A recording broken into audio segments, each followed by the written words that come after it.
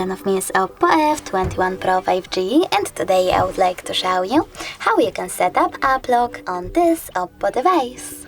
First of all, access settings and scroll down. Then you need to click on privacy section here and click on app lock. Now click on this switcher next to app lock, choose settings in the pop-up and tap on use a different password type. Then select one of those login methods for your apps by tapping on the best one and entering it. Now you need to repeat it and answer this security question. If you don't like it, you can always click on it and change it. If you don't like any of them though, you can always click on custom question and create your own.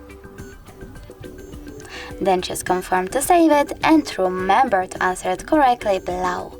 Now set up your recovery email over here in case of forgetting your login method, and when you're ready, tap on checkmark at the top right corner. Finally, just click on the switcher next to an app that you wish to lock. In my case, it will be Facebook. So now when I go back and try to access Facebook app, as you can see, pattern is now required. Thanks so much for watching. If you enjoyed this video, leave a like, comment and definitely subscribe. Bye!